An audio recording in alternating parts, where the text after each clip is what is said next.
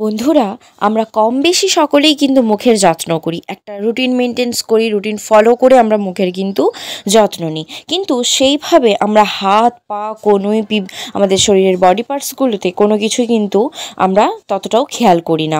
সবসময়ই আমরা মুখের যত্ন নিই, তার ফলে আমাদের মুখটা কিন্তু অনেকটাই ট্যান দূর হয়, অনেক কিছুই হয়ে থাকে।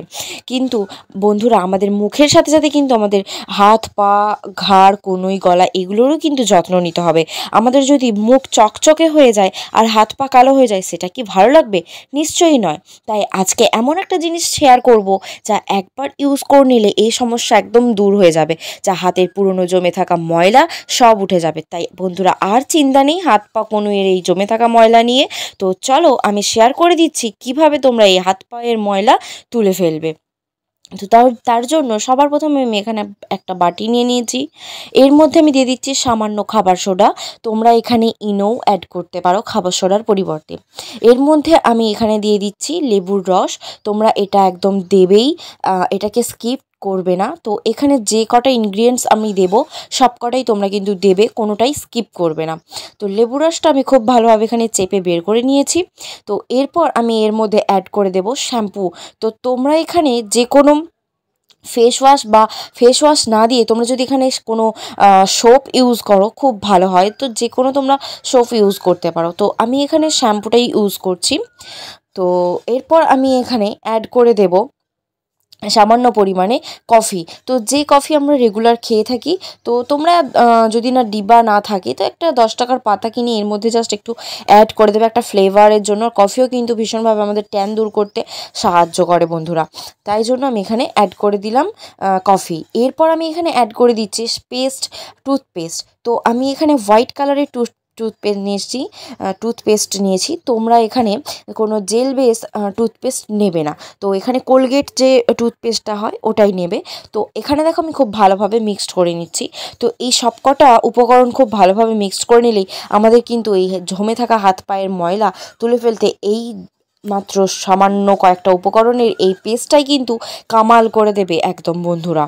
তো চলো, যারা 8 থেকে 80 বছরের বয়স্করা রয়েছে, 8 থেকে 80 বছরের একদম পর্যন্ত সবাই এই টিপসটা ফলো করে নিতে পারো।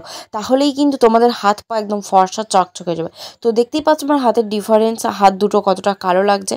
তো চলো আমি আমার হাতে ফার্স্টে অ্যাপ্লাই করে তোমাদেরকে দেখাই। তো আমি একটু একটু করে আমার হাতে প্রথমে লাগিয়ে নিচ্ছি, দেন আমি আমার হাত দিয়েই ভালোভাবে একটু মাসাজ করে নেব।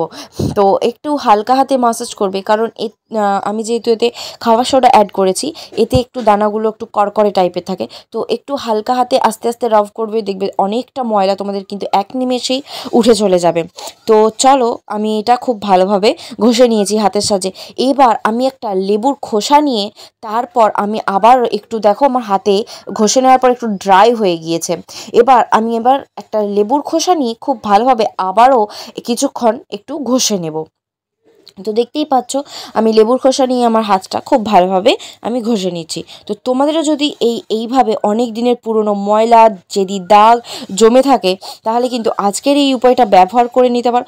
প্রথমে ইউজেই কিন্তু 100% রেজাল্ট পাবে, একবার ইউজেই কিন্তু। তার জন্য আমার দেখানো স্টেপগুলো তোমাদেরকে কিন্তু ফলো করে নিতে হবে বন্ধুরা। তো আমার হাতটা ওয়াশ করার পর একটু ড্রাই ফিল হচ্ছিল, তো সেই কারণে আমি এখানে অ্যালোভেরা আর ভেসলিন এই দুটোকে একটু মিক্সড করে নিয়ে জাস্ট লাগিয়ে নিচ্ছি। দেখতেই পাচ্ছ বন্ধুরা আমার হাতটা কতটা ফর্সা লাগছে। তো তার ডিফারেন্সটা আমি একটু পরেই দেখাচ্ছি। তো দেখো, একটা হাত আমার একটু কালো লাগছে, একটা হাত দেখো ফর্সা লাগছে।